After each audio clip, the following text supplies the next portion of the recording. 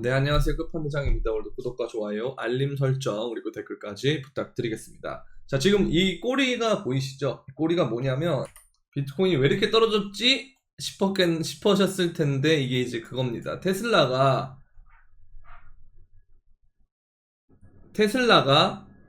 2분기에 비트코인을 매도를 했어요. 그래서 언제 매도했냐면, 얘가 28,000 이때 매도했다는 것 같더라고. 28,000, 29,000 이때. 그래서 그때 매도한 게 지금 실적 발표를 하는 시점에서 매도했다는 게 딱 발표가 되니까 그것 때문에 사람들이 화들짝 놀라서 비트코인을 쭉 팔았는데 갑자기 엄청나게 오르는 거죠. 왜? 이거 팩트 체크 해보니까 지금 판 게 아니고 이미 이때 팔았었고 이때 영향이랑 아무 상관이 없네? 라는 생각이 든 거죠. 그러니까 지금 이렇게 올라가고 있는 건데 아무튼 이렇게 지금 공포에서 다시 이렇게 올리는 상황입니다. 그 상황에서 한번 이렇게 떨어진 다음에 반등을 주고 좀 이런 식으로 눌리는 소강 상태가 좀 있는 다음에 그다음에 여기 부분에서 다시 올리던가 아니면 조금 더 내려갔다가 올리던가 이제 두 가지 관점을 제가 일단 보고 있거든요.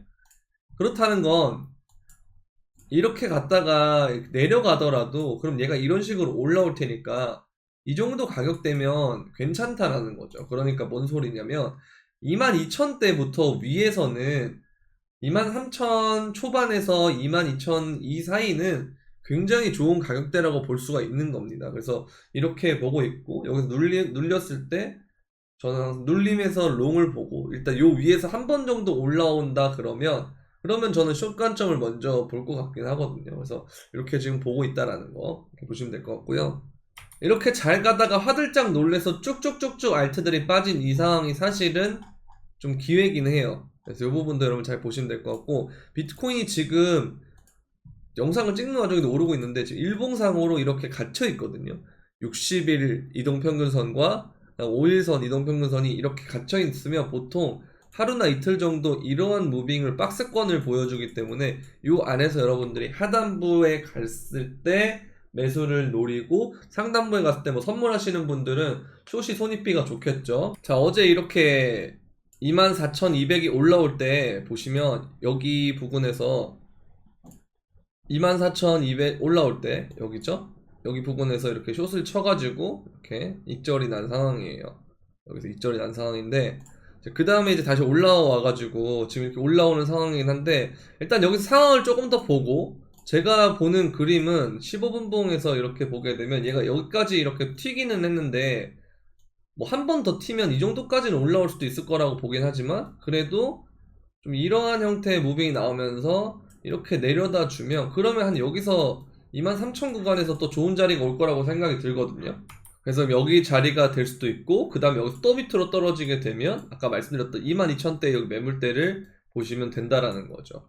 그래서 여기에 맞춰서 하시면 되고 지금 눈여겨봐야 될 건 뭐냐면 비트코인 도미넌스가 다시 올라가고 있다는 거예요. 제가 이제 여기 40% 초반대 여기서 리테스트해서 올라갈 것 같습니다 했는데 빠져가지고 이게 무슨 일이지 했단 말이에요. 근데 이거를 다시 올리면서 이 영역은 휩소가 됐기 때문에 결국 큰 관점에서 차트를 보면 이렇게 보면 여긴 리테스트가 됐다라고 보면 되거든요. 그러면 내려갔다가 리테스트가 되고 올라간다 그러면 어떤 향세가 펼쳐질 가능성이 높은가 하면 비트코인이 내려가면 알트코인은 더 내려가고 비트코인이 올라가면 알트코인은 점차 덜 올라가는 상황이 펼쳐질 것이고 마지막에는 비트코인이 올라가는데 알트코인이 하락하는 경우도 생길 수 있거든요. 그래서 이것 때문에 여러분들한테 계속 방송, 영상 전부 다 비트코인 비중을 좀 담아 두셔라 라고 계속 강조를 하고 있는 부분인데 많이 했으면 좋겠습니다.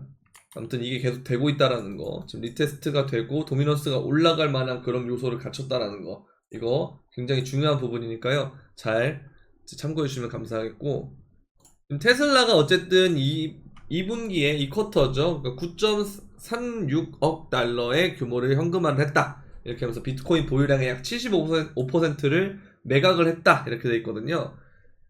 결국 사실 일론 머스크를 너무 믿으면 안 돼요. 일론 머스크가 사실은 얘가 예전에 그 자사주 매각한 시점이 테슬라의 고점이었거든요. 그것처럼 비트코인을 들고 있는다고 홀딩한다 그래서 막 머스크가 들고 있다 이게 중요한 게 아닌 거죠 사실은.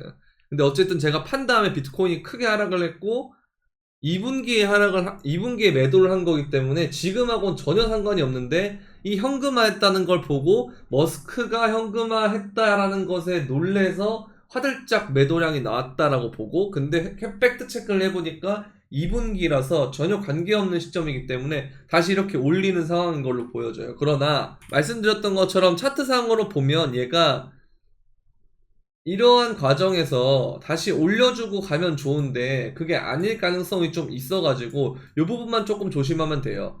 그때 여러분들 내려올 때 남은 현금으로 사는 지점이 아까 말씀드렸던 이 구간과 이 구간 이렇게 두 가지 곳으로 볼 수가 있거든요. 그래서 이렇게 보시면 될 것 같아요. 그래서 22,000이랑 23,000 구간은 굉장히 좋은 구간이 될 가능성이 높다라고 보시면 될 것 같습니다. 어차피 밑에서 우리는 잘 잡아놨기 때문에 이런 식으로 눌림이 심하게 나올 때마다 알트나 비트, 특히 비트코인을 위주로 사면 좋다라는 거죠. 그래서 이렇게 보시면 될 것 같고, 자, 그레이스케일이 약세장이 6월부터 시작해서 올해 안 끝날 수도 있다 이런 식으로 얘기를 하고 있는데, 원래 비트코인은 바닥권에서 횡보를 많이 해요. 근데 재밌는 건 뭐냐면 그레이스케일은 이런 말을 하는데, 베리 실버트는 6월 18일 날 비트코인 구매하자 그랬거든요. 그러니까 이거 보면 되게 웃긴 거죠. 지금 약간 대치가 되는 그런 느낌? 이상하긴 한데 어쨌든 중요한 건 뭐냐면 그 이후에 실제로 비트코인이 올라줬고 좋은 차트의 움직임을 만들고 있다라는 겁니다. 그래서 얘가 만약에 여기서